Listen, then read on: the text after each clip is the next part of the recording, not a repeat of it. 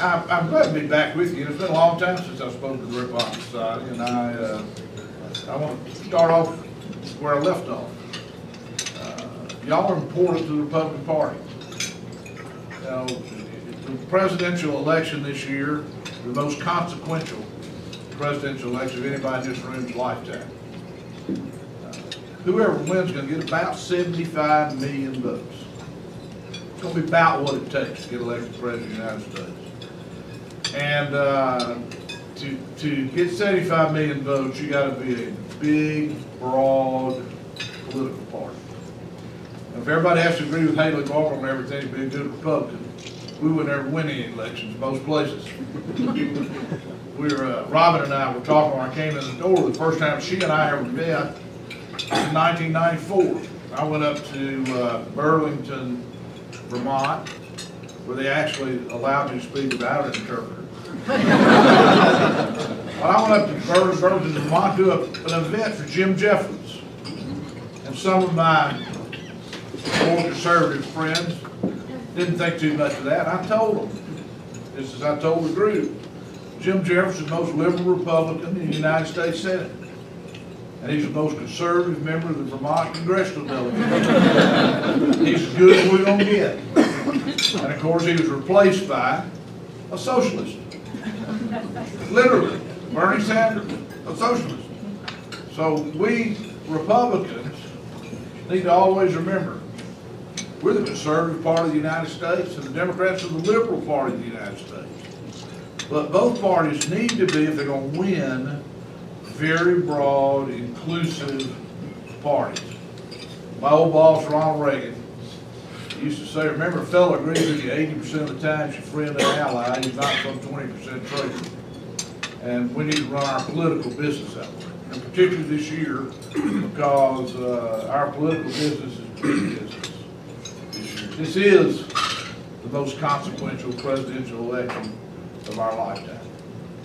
It's my 12th presidential election, and the differences between the two candidates, with our having nominated the most moderate, the least conservative of the serious candidates for the nomination, we still have the biggest differences between the two candidates of the major parties of any time in my lifetime. And that's saying something when you got Nixon and McGovern, when you got Reagan and Mondale, when you got Dukakis and anybody. It's so this is high stakes. If we don't leave here with one thought, I want it to be that this is the most consequential presidential election of our lifetime. You know, Mr. Secretary, a few people here are like you and me, old enough to remember Ed Sullivan. Anybody remember Ed Sullivan? You know, most popular television show in the country. They say one night he had Conrad Hilton on his show back in the 1950s. Conrad Hilton guy had created a new industry, you know, the luxury hotel chain. He was a business icon, the Bill Gates of his day. And he brought him out on the stage, and immediately Sullivan turns to him and says, Mr. Hilton, if you couldn't tell the American people one thing, what would you tell them? Conrad Hilton never hesitated. He said, put the shower curtain inside the tub.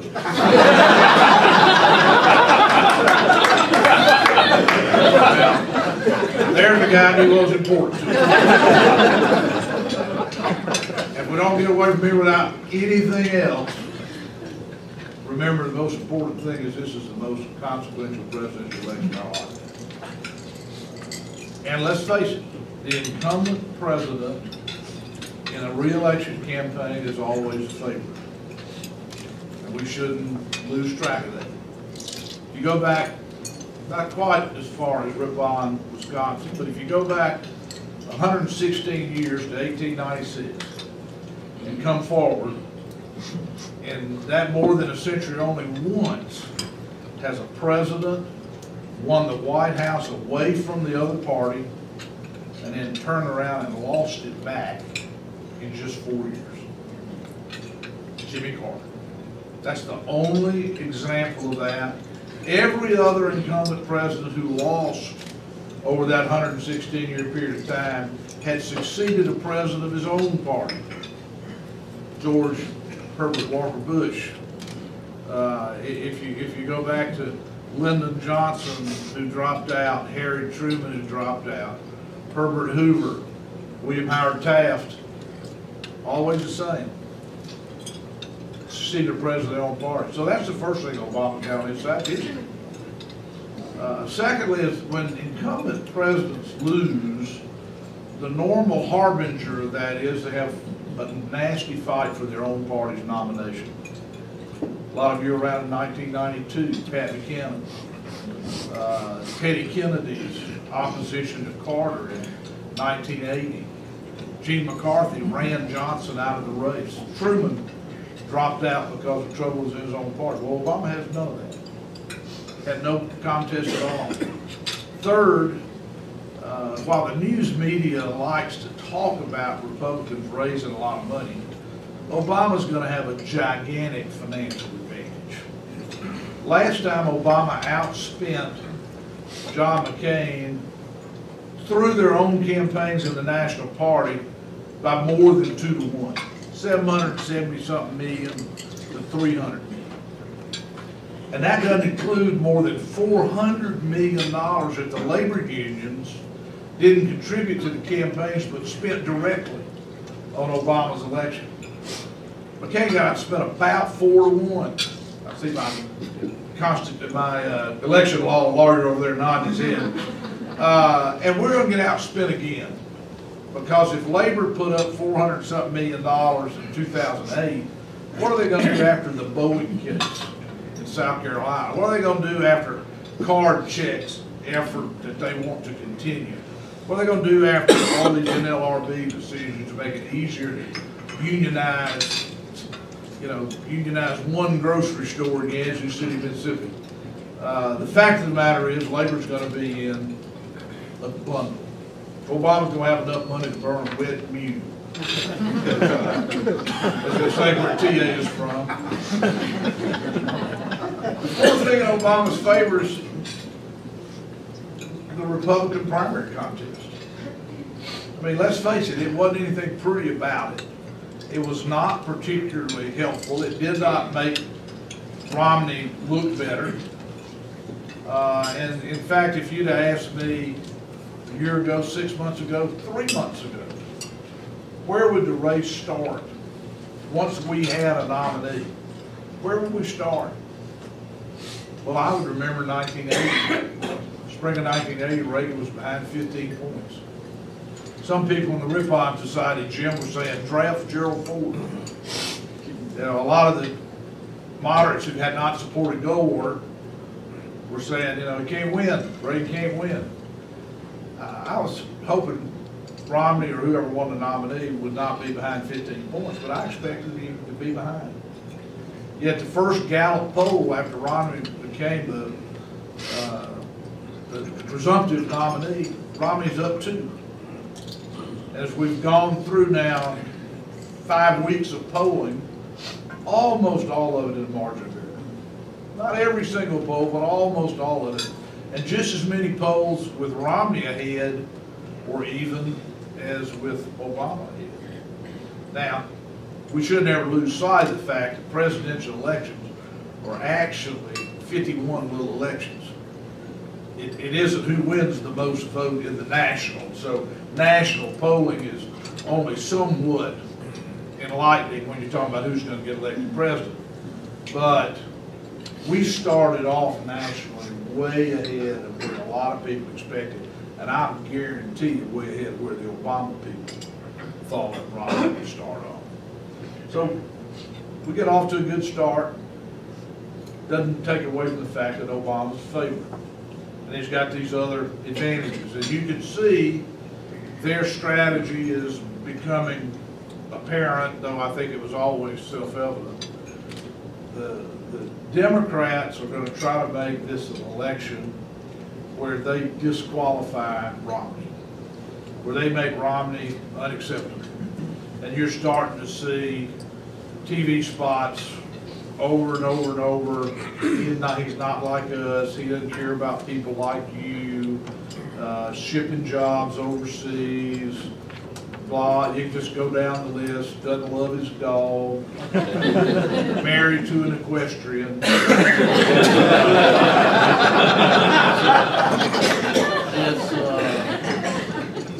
But that's going to be their strategy, because they don't have a choice. Obama can't be reelected on his record. He can't run on his record. Which brings you to what our strategy will be. Our strategy will be to try to make this campaign about policy, about the policies Obama's followed and the results that have been achieved. And the American people think that's failure. Virtually any poll will show you more than 60% of Americans think the country's going the wrong direction. And some polls in the high 60s think the country's going the wrong direction. And interestingly, the people who say they strongly believe the country's going in the wrong direction is up in the 40s.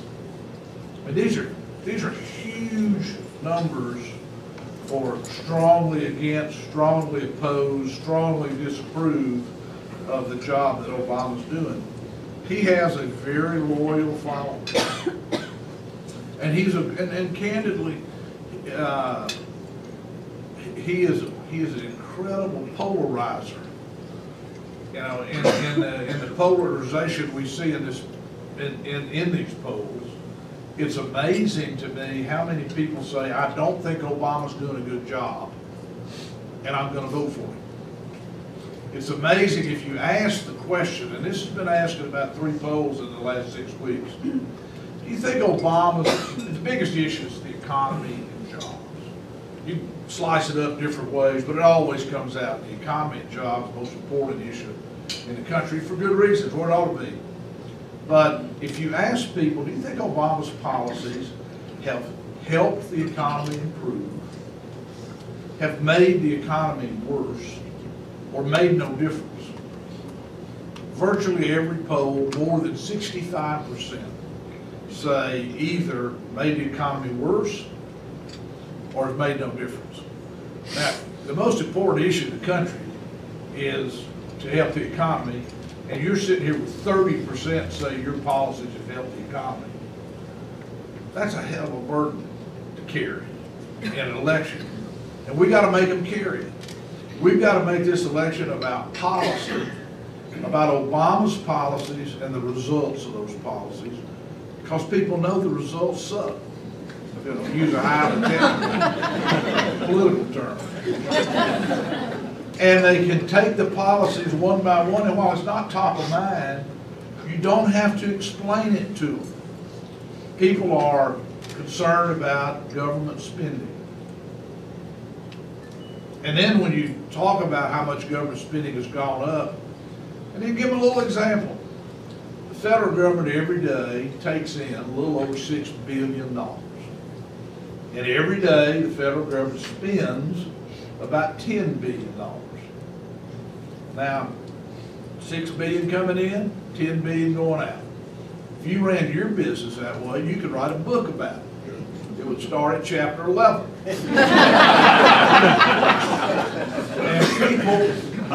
people get that. They know we can't spend, the country can't spend itself rich any more than you can spend yourself rich. The country can't spend its way out of the deficit. Yet the answer for every problem in the Obama world is bigger government, more government spending. And they want to finance that not only with deficits that are unprecedented in the history of the country. He hasn't had a deficit yet under $1.25 trillion a year. He's increased the national debt by about $5 trillion in 3.5 years. That is particularly concerning when you realize in the first 220-something years of the history of the country, all the way up to when Obama became president, the entire national debt's about $10 trillion. He increased it by 50% in 3.5 years. Now people know that's unsustainable, and they know who's going to pay for it.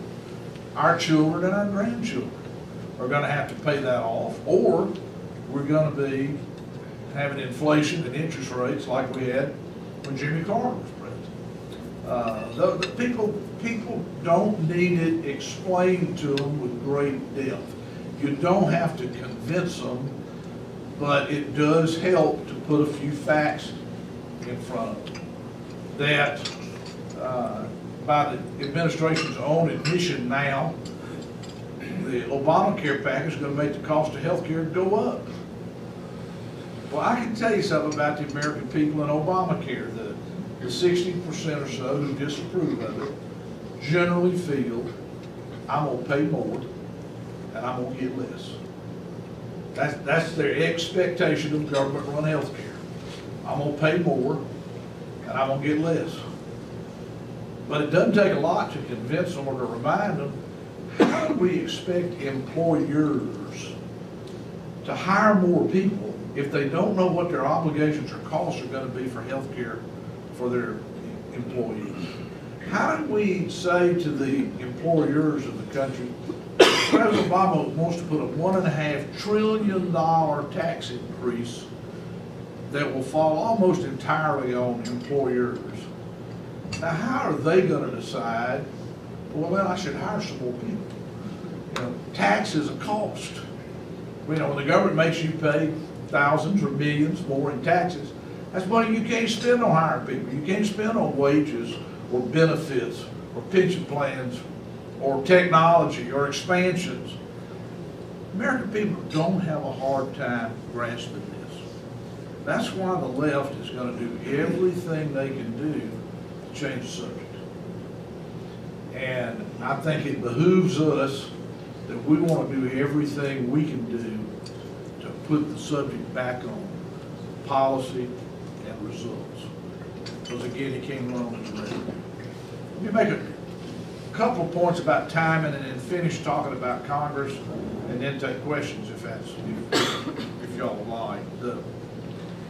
The timing now is it's Obama's turn to carpet bomb Romney.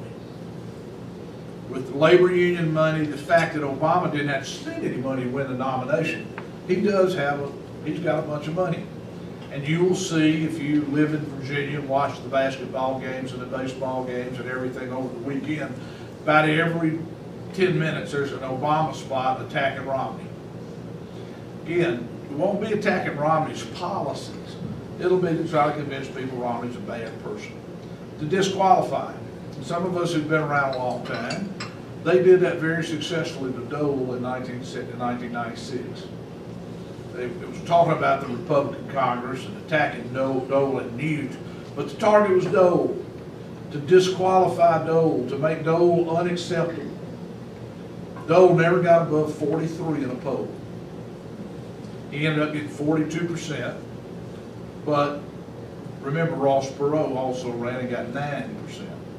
So Clinton got 49%. Clinton, by the way, is one of only 3 presidents in American history who got elected and re-elected but never received a majority of the vote. He got 43% in 92, 49% in 96. Of course, Woodrow Wilson and Grover Cleveland were the others. I say that because they're all Democrats.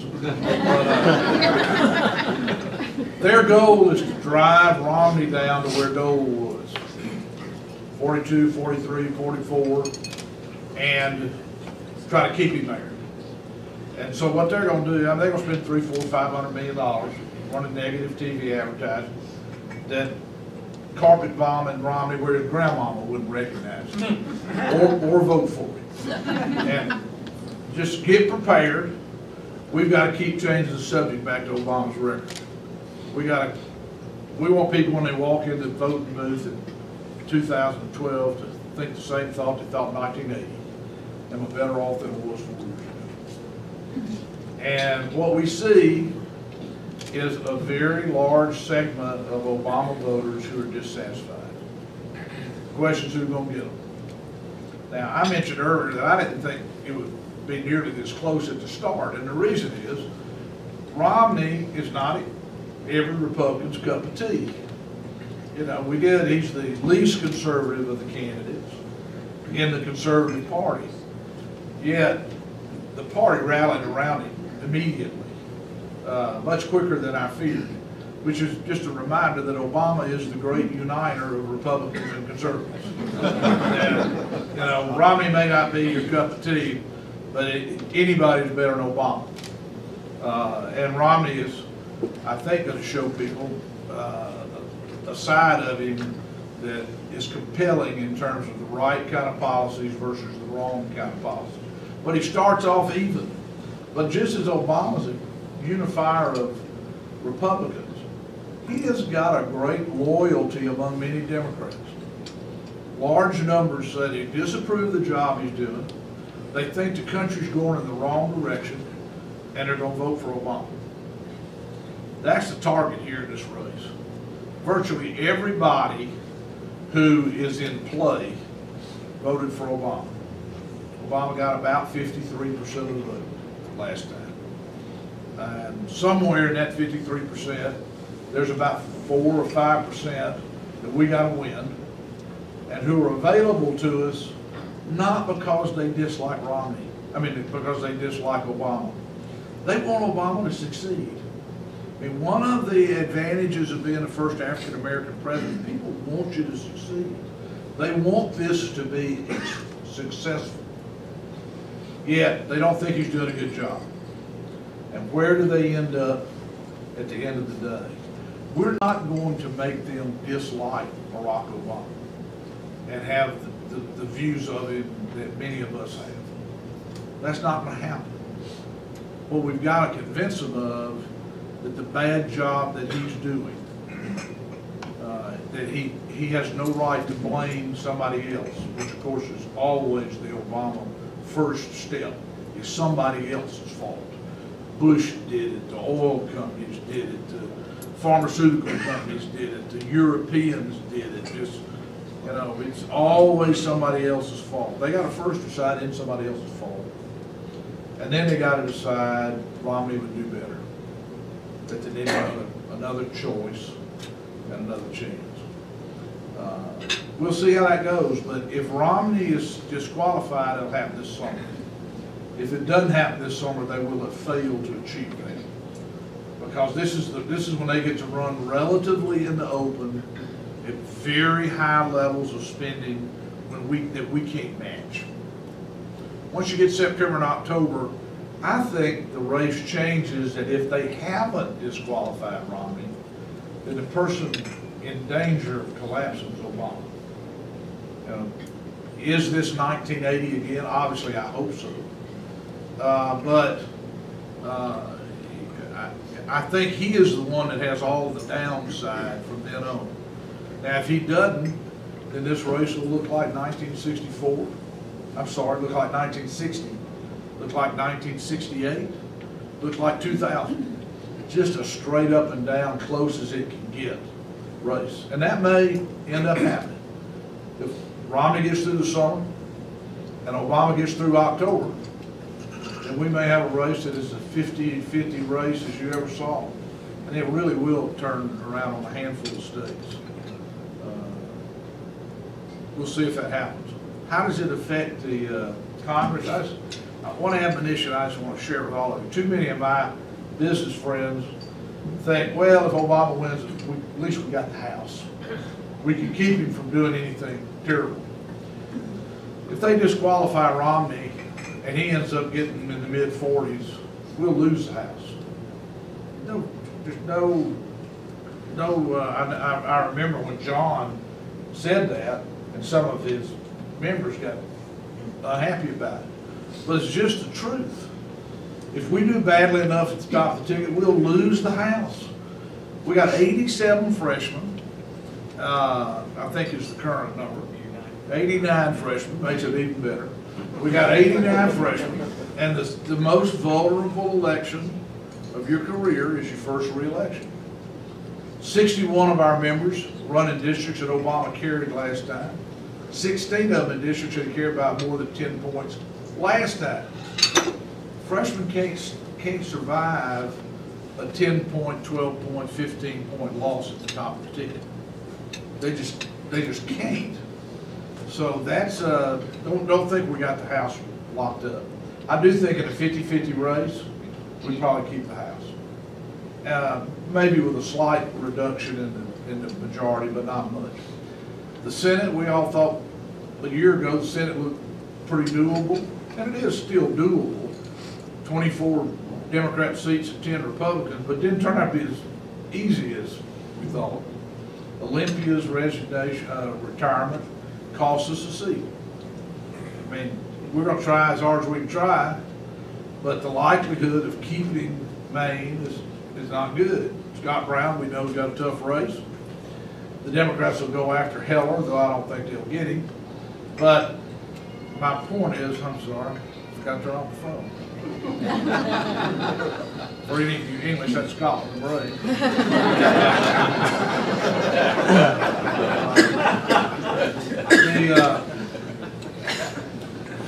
Like I say, I don't think we're going to have real risk with Heller, but we have to be careful.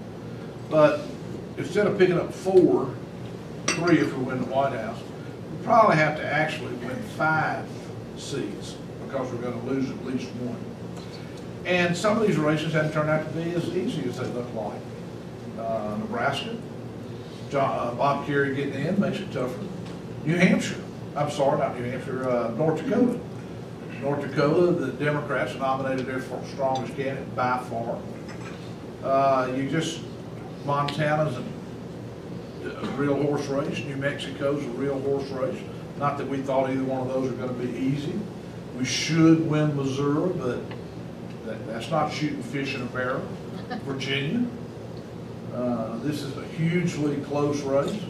Florida's doable, but not easy by any stretch of the imagination. Ohio, we've got a serious candidate, but we're behind and got some catching up to do. If Tommy Thompson's the nominee in Wisconsin, I will predict he will win Wisconsin. If Tommy's the nominee, no guarantee that he's going to be the nominee. I do think we will keep Indiana. If Lugar had won the nomination, it would be a 100% chance.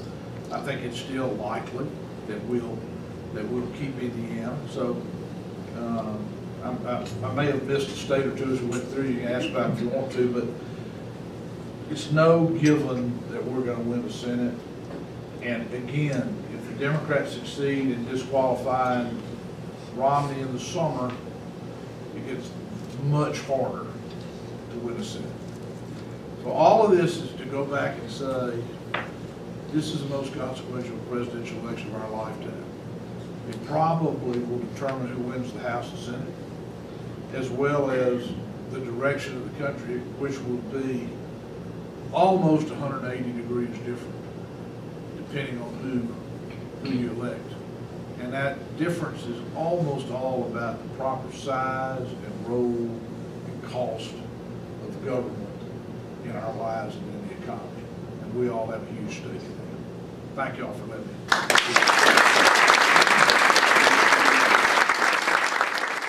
Yes, sir. Governor, could you tell us your thoughts about the vice presidential short list and who you might suggest? Well, the question is, what's my thoughts on the vice presidential? First of all, people should not be thinking about who right now. They should be thinking about what do we want to accomplish with the selection. The first rule of picking a vice president is the Hippocratic rule of do no harm. You know, some of us were around in 1972 when McGovern picked Tom Eagleton, and didn't work out so good. Do no harm. The second rule is to do what President Kennedy did in 1960 when he picked Lyndon Johnson. Get you somebody who almost guarantees you carry a big critical state that you probably wouldn't carry without. I mean, if you believe, or if Mitt believes that Governor Ridge would guarantee his carry in Pennsylvania, if he believes that Senator, my phone's trying to ring again. Senator, if he believes that Rob Portman would give him Ohio, does he believe Scott Walker would give him Wisconsin? Does he need McDonald to carry Virginia? Does he need Rubio to carry Florida? I don't know. But that's what they gotta be deciding. Is there somebody that gives you a big state you wouldn't otherwise carry? I don't know that there necessarily is. Third is unite the party. I mean, President Reagan picked George Bush to unite the party in 1980 because he didn't want the middle to go the way of the Gold War campaign. And the last thing is you can pick somebody to reshuffle the deck, throw the bomb. But that almost never works, and I think in this case it's not necessary because we start off in a dead heat. We don't need to reshuffle the deck. We need to keep it like it is. So I suspect you'll get one or two, and the question is there anybody who actually can perform? Number two, give us Ohio. Ohio and Pennsylvania are the two states that would be the most desirable. I would venture to say to you, if either candidate carries both Ohio and Pennsylvania, he'd be president. Just because of the way the rest of the states are likely to break out. But thus far it seems that the efforts to try to disqualify Romney have not met with great success. It's early, but what's your sense of what they're going to go after and whether or not they will be effective? Well, I mean, the risk is that they'll be effective. I'm like you. I think they have flopped around, and that connotes that they're having a hard time getting a message that's resonating. I mean, I can tell you, these guys are polling and focus grouping everything down to the, what color cufflink somebody's got on. And they are really, really spending a bunch of money on research. And apparently they're not satisfied with the results they've been getting. They've been testing messages for 6 months, since back in January, or maybe December in Arizona. So that's encouraging for us. This spot that they're running now, that's the Boston Globe says that the deficit went up when Mitt was governor and blah, blah, blah, blah, blah, blah. I think it's probably the best spot they've run yet, though it's got a lot in it. I think it's pretty easily refutable. I think they're planning on just doing it by weight, spending so much money that even if we try to refute stuff, that not enough people see the refutation. But no, there's a risk.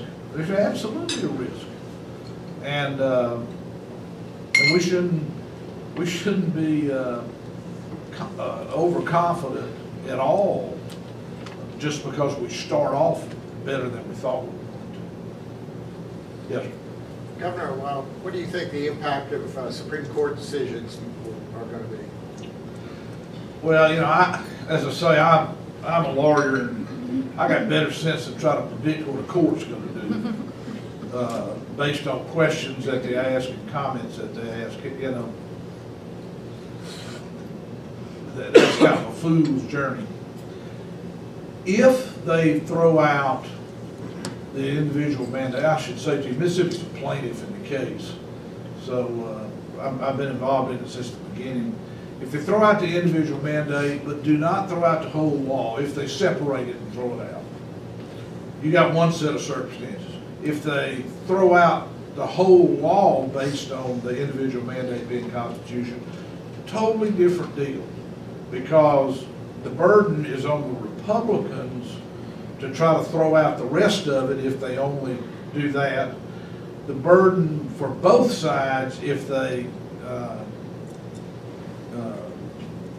do it a different way, is what are we going to replace it with? I thought, not surprising based on what we've seen in my state, there was a story in the paper about United Health Group saying that they were going to keep the up to 26, whether they threw out the law or not, and they were going to do something else. Pre-existing conditions. Yeah, I don't think it was pre-existing conditions, but at any rate, in Mississippi, Blue Cross Blue Shield had already, before Obamacare ever passed, started allowing parents to keep their kids on 26. And here's the dirty little secret, because they make money. Because otherwise, these kids won't have any health insurance. And so it's good. it's good business, and I'm sure United Health Group made the same decision. The reason I don't think that, at least the story that I read didn't talk about pre-existing conditions, because one of the most underreported things in the country, before Obamacare, 35 states already had high-risk pools for people who had pre-existing conditions. In Mississippi, we had about 3,600 people who bought their health insurance through the pre-existing high-risk pool. Over, on average, since 1995, we've had it for 17 years. About 3,600. They put in the federal program, and today, about 110 people buy their health insurance through the federal program, even though it's cheaper. And my point is, we didn't need that. They should have told all the other states, if you don't set one up, then we're going to do something. So, but the burden is not going to be do nothing. The burden is going to be, do you strip out the remaining law and replace it with something simpler, or the left will say, don't strip out the remaining law and let's add something to the remaining law. Until we see the court decision, you don't know which direction you're going to have to jump. I'm not smart enough to tell you who that helps and hurts politically.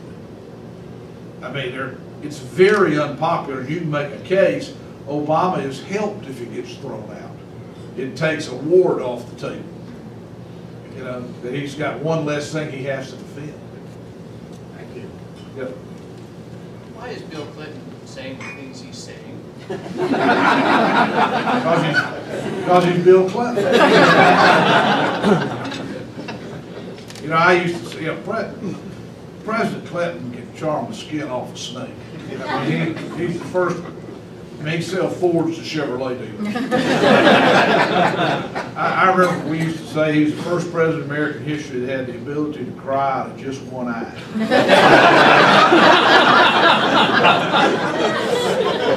And I think President Obama's learning about that ability. Jim?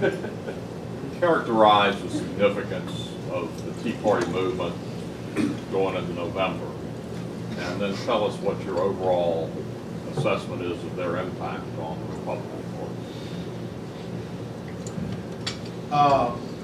First of all, there is a strain of Perot-ism in it. Some of it are some of the same people,